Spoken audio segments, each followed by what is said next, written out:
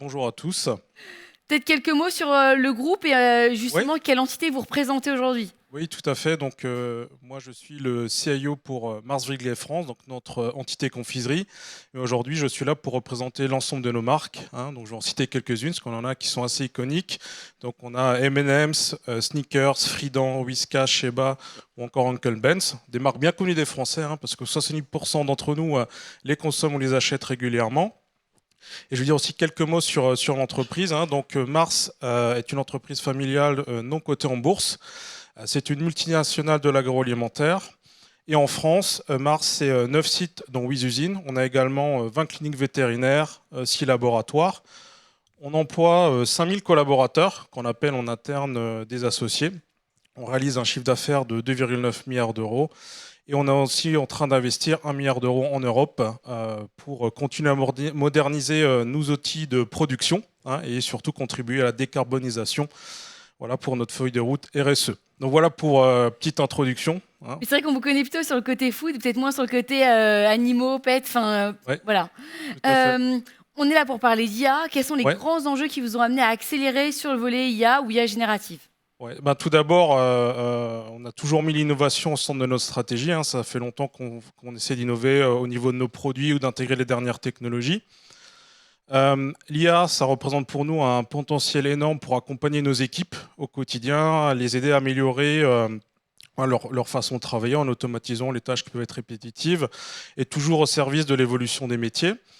Ça fait aussi une dizaine d'années qu'on travaille assez intentionnellement sur l'IA en interne, puisqu'on a développé des solutions qui vont permettre, par exemple, de prédire des maladies ou de fournir aussi une nutrition ou des soins spécialisés aux animaux de compagnie. Donc ça, c'est vraiment ce qu'on va faire de notre branche Pet Care. On l'utilise aussi depuis de nombreuses années dans nos usines, hein, pour faire de la maintenance prédictive, au sein de notre chaîne logistique ou au sein de nos activités marketing. Et pour terminer, c'est aussi, je pense, voilà, pour nous, l'arrivée de l'IA générative a été encore un levier supplémentaire qu'on souhaite apporter à nos associés pour continuer à gagner en agilité. Et on a pour ambition de déployer cette technologie à l'ensemble de nos associés à travers le monde. Alors, Julien, quel cas d'usage vous avez envie de nous partager aujourd'hui? Des flops, peut-être des tops et peut-être des flops, je ne sais J'ai pas. pris des tops, mais Des prix bon, des tops. on Alors, aurait pu quel cas prendre des d'usage flops. top vous souhaitez nous partager aujourd'hui? Ouais. Je vais partager un premier cas d'usage qui est un cas d'usage interne. Donc, c'est un outil qui a été développé et breveté en interne. Ça a été fait d'ailleurs en France à côté de Strasbourg. Donc voilà, j'en profite. Et c'est un outil qui s'appelle RapidRead.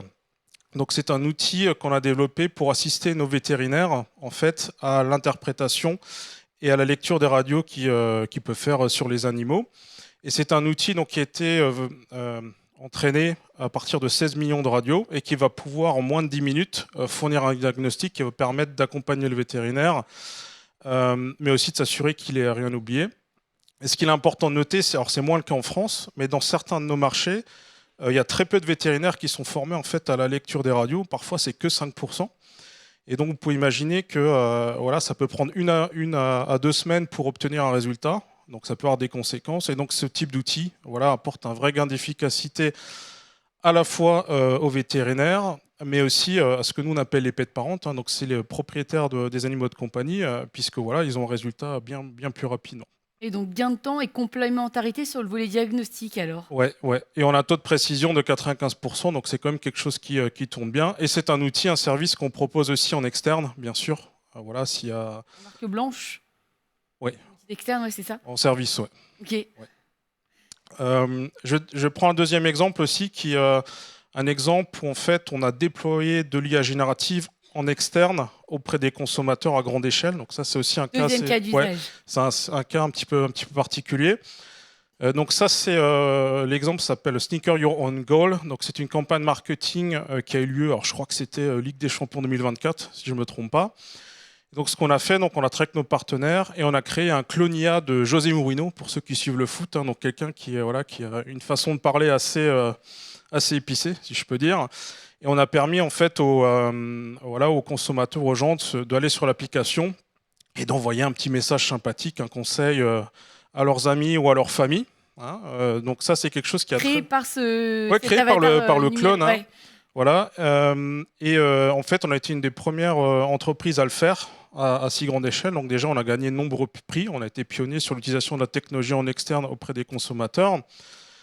C'est une campagne aussi qui nous a permis de générer 444 millions d'impressions sur les réseaux sociaux. Donc ça a plutôt très bien marché. Ce qu'il faut noter aussi, c'est que donc, quand on a fait le partenariat avec Monsieur Moreno, donc on a passé 4 heures à faire du shooting vidéo, mais derrière, on a généré 70 heures de contenu. Pour un ordre d'idée, ça représente à peu près 10 000 shorts vidéo de 20 secondes. Donc voilà, c'est quelque chose qui a bien marché. Et surtout, quelque chose dont on est très fier, c'est qu'on a eu 0 incident. Que ce soit lié à nos marques ou à notre réputation. Et ça, c'est très important pour nous. Voilà, donc ça c'est une campagne. Et un autre exemple que je voulais partager, puisque voilà, c'est 2 exemples un petit peu distincts, un en interne et un qu'on a fait en externe. Et puis le premier, on est plutôt sur le volet utilité, etc., accompagnement dans le métier. Métier spécifique. Le second, je trouve qu'on est beaucoup aussi dans l'attachement à la marque, travailler l'émotionnel, faire vivre une expérience qu'on n'a pas encore vécue. Et on sait que nous, en tant que consommateurs, on est assez friands de nouvelles expériences. Tout à fait, c'est exactement ça. Alors, troisième cas d'usage, Julien. Après, là, je vais passer rapidement dessus, parce qu'il y en a eu beaucoup déjà aujourd'hui, mais on déploie aussi, bien sûr, notre GPT en interne, qui s'appelle Max, en l'occurrence. On a vu pas mal de noms aujourd'hui, le nôtre s'appelle Max. Et c'est un outil où aujourd'hui, on a un taux d'utilisation moyen de 20 000 utilisateurs mensuels. On a pour ambition de passer à 60 000 cette année. Donc voilà, ça c'est aussi un gros sujet parce que, comme je le disais au démarrage, on a l'ambition d'équiper l'ensemble de nos associés avec ces outils d'IA générative. Mais vous, sur tous ces sujets, vous avez quand même un sujet de volume. Ouais, que ça soit sur le K2 ou celui-là, on n'est pas sur 20 requêtes ou 100 requêtes par jour. On est sur des milliers, voire des millions. Ouais, c'est du lourd. Ouais, c'est pour ça qu'on met le temps aussi. J'en parlerai un petit peu plus tard, mais c'est parce que voilà, les volumes sont conséquents. Qu'est-ce qui, selon vous, fait les clés de succès finalement de ces projets ? Je pense tout d'abord, comme beaucoup des entreprises qui sont intervenues aujourd'hui, on a très vite mis en place une gouvernance centrale et cross-fonctionnelle. Donc on a les différentes fonctions support qui sont autour de la table, donc les ressources humaines, le légal, l'IT. Et ça, c'est très important pour s'assurer que les prérequis soient là avant qu'on démarre un projet. Et surtout qu'on soit bien conforme aux différentes normes de sécurité, d'utilisation responsable de l'IA chez Mars, qu'on a beaucoup de chartes qu'on respecte. Et aussi, on a mis au même moment, on a mis en place une communauté qui s'appelle la communauté de l'utilisation responsable de l'IA. Et cette communauté, c'est la partie qu'on gère au quotidien. C'est l'accompagnement de nos associés avec des formations, des bonnes pratiques, leur expliquer ce que c'est l'IA, qu'est-ce que c'est finalement l'utilisation responsable de l'IA, parce que ça paraît simple, mais ça ne l'est pas. Donc on a ça.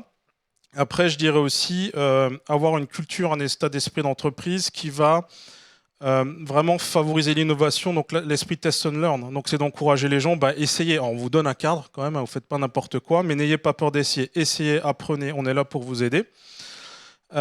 Et aussi tout l'aspect co-création. Donc on travaille vraiment main dans la main avec les équipes métiers quand on développe des outils ou des projets d'IA. Et c'est ça quelque part qui va faire que la technologie et le métier se rencontrent et qu'on va avoir des cas d'utilisation qui vont pouvoir fonctionner. Et tout ça, bien sûr, ça passe dans la gouvernance, mais voilà. Pour tout valider. Ce que disait Aurélien, sécuriser, encadrer, amplifier. Est-ce que vous voyez encore des limites aujourd'hui ? Oui, toute simple, la qualité des données. Donc ça, c'est des choses, je pense que chez Mars, on sait bien le faire dans un domaine bien spécifique quand on a un projet bien borné. Mais maintenant, comment on arrive à faire ça au niveau de l'organisation, ça reste un enjeu. Et ça passe par en fait l'intégration des rôles data dans les fonctions métiers, donc des rôles de data owner, de data steward, qui vont nous permettre de nous assurer que la qualité de données, ça devient quelque chose de proactif du quotidien et que ce ne soit pas seulement lié lorsqu'on a un projet à faire, etc. Et donc ça, c'est des chantiers qu'on a en cours. On a aussi, je parlais de notre outil GPT aujourd'hui. C'est un outil pour lequel on n'autorise pas les gens à utiliser des données hautement confidentielles. Or, beaucoup d'entre nous, on travaille quand même avec des données sensibles. Et donc ça, c'est quelque chose qu'on a pour ambition de tacler cette année, en 2026. Mais ça reste un verrou, puisque quand vous donnez un outil, un GPT aux gens, ils n'ont pas trop envie de devoir se poser la question, qu'est-ce que je peux mettre dedans, qu'est-ce que je ne peux pas mettre dedans, ça bride un petit peu l'utilisation. Si on résume, est-ce que vous voyez l'IA comme un levier de performance, d'innovation, de transformation, les trois à la fois ? Les trois. Je pense que sur la partie performance, c'est assez simple. Hein, là, je l'ai mentionné dans les exemples précédents. Quand l'IA est bien impliquée, le gain de performance est immédiat. Hein, quand on a le bon accompagnement des personnes. Au niveau de l'innovation, je pense que c'est là où l'IA générative nous a aussi fait passer un cap, parce que ça va vraiment permettre de stimuler la créativité et l'innovation. Hein, avec la génération de texte, la génération d'images, la génération de vidéos, on peut rapidement faire des prototypes, itérer rapidement. Donc ça, c'est quelque chose qui va permettre à nos associés d'essayer des choses et de pouvoir innover peut-être un peu différemment. Donc ça, c'est quelque chose qui marche bien. Et sur la transformation, donc là, la révolution agentique est là en cours, hein, c'est en route. Et ça, pour moi, ça permet de passer d'une IA qui finalement assiste à une IA qui agit. Hein, donc on peut comparer l'assist un petit peu l'exosquelette. L'IA qui agit, on va plus vers un peu vers la voiture autonome.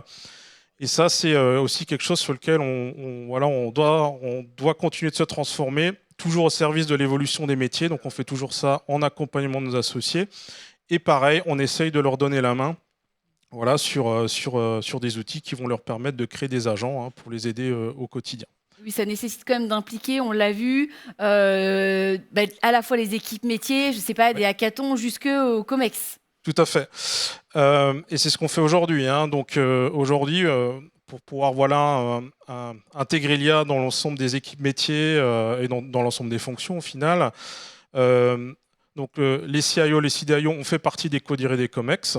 Et donc ça nous permet aussi d'intégrer l'IA et le digital dans la prise de décision, mais surtout d'être au plus proche des équipes métiers pour les accompagner. Donc ça, c'est une première chose.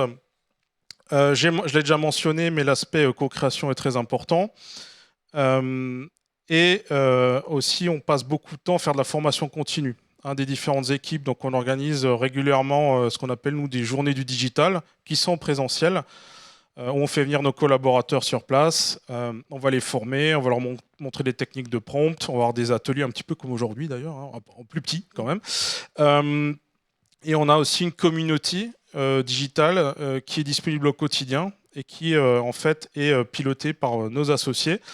Et donc les gens posent des questions, partagent des bonnes pratiques et bien sûr il y en a beaucoup sur l'IA et ça va permettre vraiment de rendre ça fluide et que l'IA soit plus un sujet mais que soit juste des activités du quotidien, si je peux dire.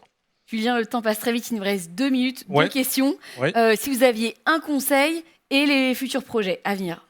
Les conseils, je vais faire rapide. Je pense que la gouvernance est très importante parce que c'est cette gouvernance-là qui nous a permis d'aller au bout des projets que j'ai mentionnés précédemment.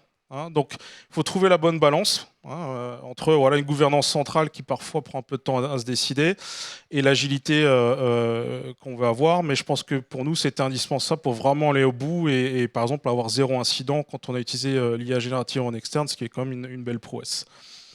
Et après, sur les projets futurs, il y en a beaucoup. Alors, je vais revenir sur un sujet que j'aime bien. Pour que l'IA fonctionne, il faut de la data. Donc déjà, nous, on a pour projet de continuer à accélérer nos stratégies data et nos fondations à travers l'Europe. Hein. Quand je parle d'Europe, c'est 52 pays. Pour nous, dans le jargon, c'est plus trop l'Europe.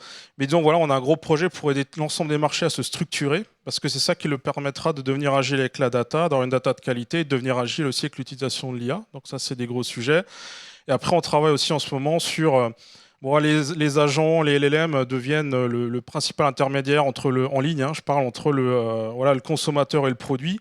Donc comment on transitionne du SEO, donc la recherche traditionnelle par mots-clés, au GEO qui est la recherche par LLM. Et ça, c'est des projets qu'on a.